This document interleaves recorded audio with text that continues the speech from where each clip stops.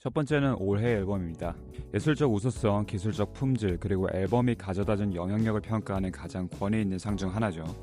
문화적으로 큰 영향을 끼치거나 큰 상업적 성공을 거둔 앨범이 수상해온 부문입니다.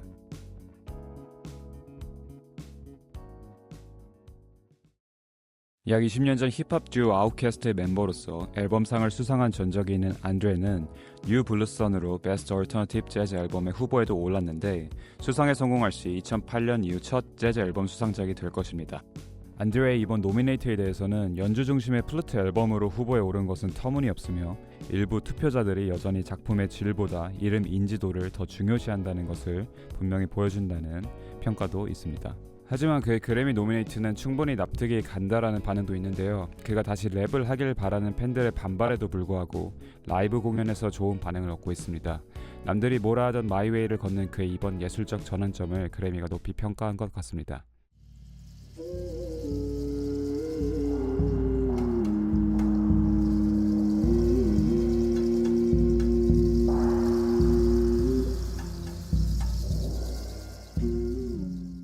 비욘세의 카우보이 카터는 베스트 컨트리 앨범 부문에 노미네이트 되었습니다.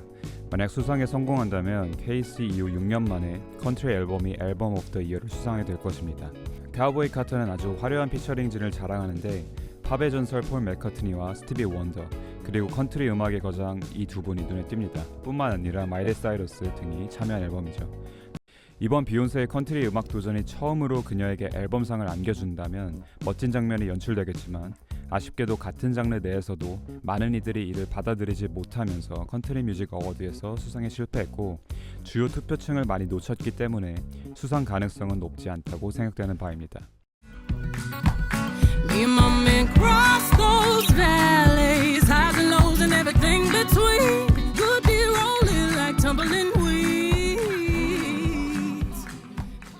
Short and Sweet은 사브리나의 느긋하면서도 매력적인 목소리가 담긴 앨범이죠. 키는 고작 152cm에 불과한 단신이지만 디즈니 스타에서 싱어송라이터로 변신한 사브리나는 스테디움을 가득 채울 만큼의 재능을 가졌습니다. 그녀의 히트곡들이 모두 담긴 앨범인데 이번 앨범의 대성공은 작년 코첼라 데뷔와 첫 아레나 투어를 통해 더욱 확대되었습니다.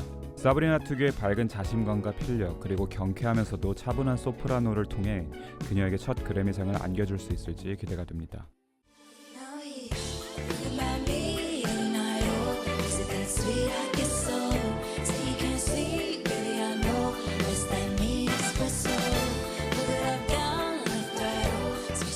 켈리의 브렛은 베스트 댄스 일렉트로닉 앨범에서도 노미네이트 되었습니다. 수상에 성공한다면 2014년도 이후 처음으로 이 장르의 앨범이 수상하게 될 것입니다. 2024년도 여름은 브렛 썸머라고 불릴 만큼 발매 직후 전 세계를 강타했습니다.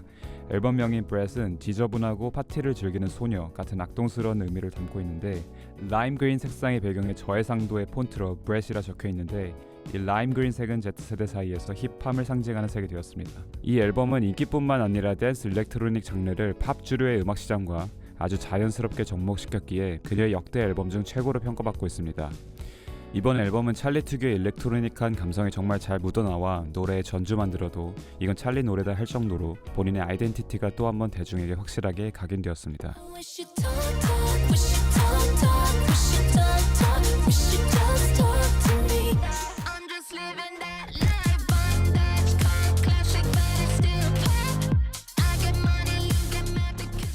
제이콥 콜리웨이 디저스 볼륨 4를 제외하고 모든 앨범이 각자의 장르의 앨범 카테고리에 노미네이트 되었는데 우선 이는 콜리어에게 그닥 좋은 징조가 아닐 것으로 보입니다. 1990년대 중반 장르 앨범의 카테고리가 도입된 이후에 해당 앨범 카테고리에조차 노미네이트 되지 않은 앨범이 올해 앨범상을 수상한 적은 없기 때문입니다. 비욘세 못지않게 제이콥 콜리어의 앨범도 화려한 피처링진을 자랑하는데 션 맨데스, 존 레전드, 존 메이어 등과 더불어 13번째 트랙 Over You의 피처링에는 익숙한 이름들도 보입니다. 바로 걸그룹 에스파와 콜드플레이의 보컬 크리스 마틴입니다. 굉장히 신선한 조합이죠.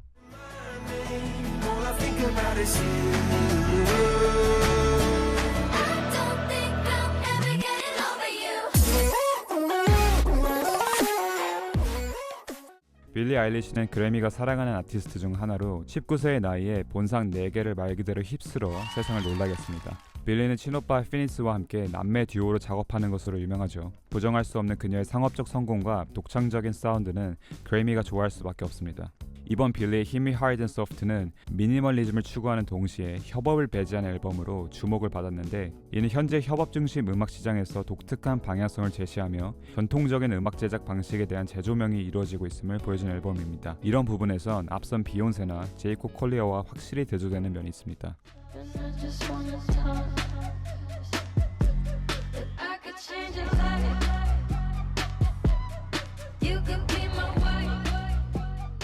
다음은 채플론입니다. 론은 2024년 정말 아무도 예상하지 못했던 썸머 퀸이었는데요. 사브리나 카펜터, 찰리 XCX와 함께 팝의 3대장으로 불렸죠.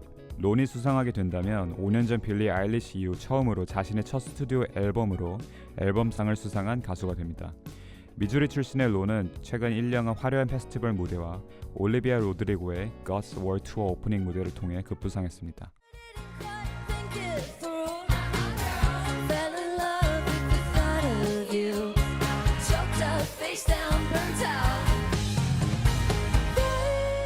테일러는 이미 4차례 앨범상을 수상한 바 있는데 바로 작년 수상작이 테일러의 midnight이었습니다.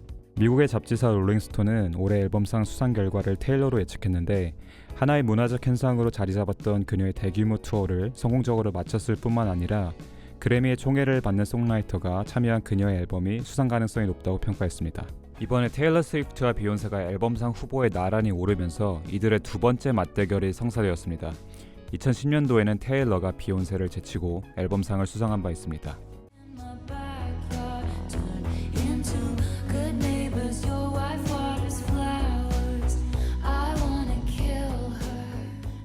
두 번째는 레코드 오브 더 이어입니다. 기준은 곡의 전체적인 프로덕션과 퍼포먼스에 초점을 뒀고요. 아티스트의 퍼포먼스와 프로덕션, 믹싱, 엔지니어링, 마스터링 등을 포함한 녹음 품질을 평가하고 얼마나 창의적이고 혁신적인 녹음 기술과 사운드 디자인이 들어갔는지를 고려해 수상자를 선정한답니다.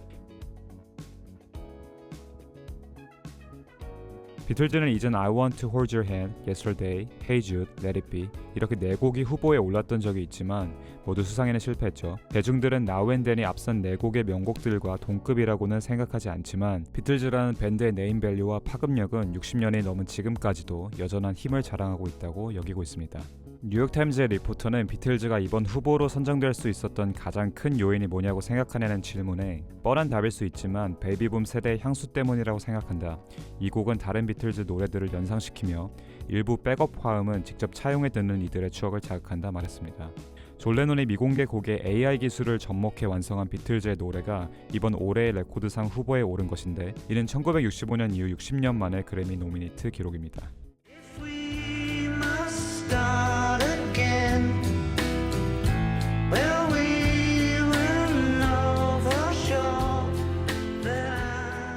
비욘세는 이 부문에서 무려 9번이나 후보에 올랐지만 아직 단 한 번도 수상하지 못했습니다. 비욘세는 단순한 가수를 넘어선 문화적 아이콘입니다. 그녀의 작품은 음악 그 이상으로 예술적이고 사회적인 영향을 미치는데, 텍사스 홀덤도 그런 맥락에서 주목받으며 음악 산업 전반에 강한 인상을 남겼을 거라고 생각이 드네요. Don't be a bitch, come take it to the floor now. Woo! There's a tornado in my city, at the basement. 마일리 사이러스의 Flowers, 리조의 About Damn Time, 실크 소닉의 Leave the Door Open과 같은 과거 레코드 오브 더 이어 수상작들을 살펴볼 때 한 해를 정의하면서도 멜로디가 굉장히 중독적이라 무의식적으로 흥얼거리게 되는 곡들이 수상하는 자리임을 알 수 있습니다. 그런 의미에서 사브리나의 에스프레소를 부정할 수는 없을 것이죠.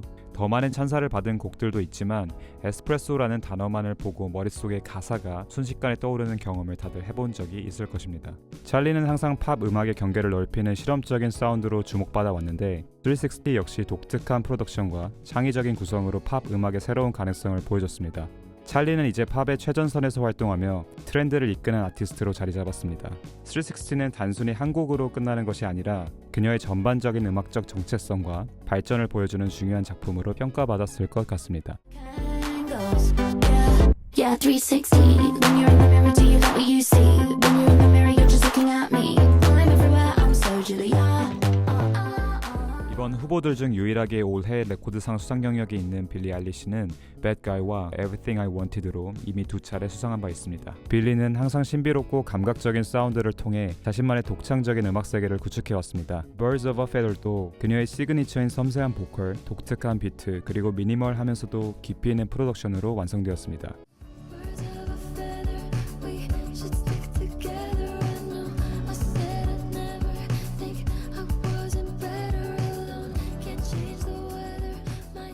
켄드릭 라마의 Not Like Us, 드레이크와 켄드릭의 디스전 스토리는 몰라도 이 곡만큼은 모두가 알 정도로 파급력이 대단했죠. 힙합계를 대표하는 두 거물이 디스트랙 전쟁을 시작하고 전 세계에 이목이 집중되었는데 두 달간의 백앤포스를 한 끝에 나온 Not Like Us는 드레이크에 관해 못을 박은 곡입니다. 수상한다면 차일디시 갬비노 이후 역사상 두 번째로 힙합 싱글이 올해 레코드상을 수상하는 사례가 될 것입니다. 과연 팝 성향을 가지고 있는 다른 후보곡들을 제치고 켄드릭이 수상할 수 있을지 기대가 되는 부분입니다.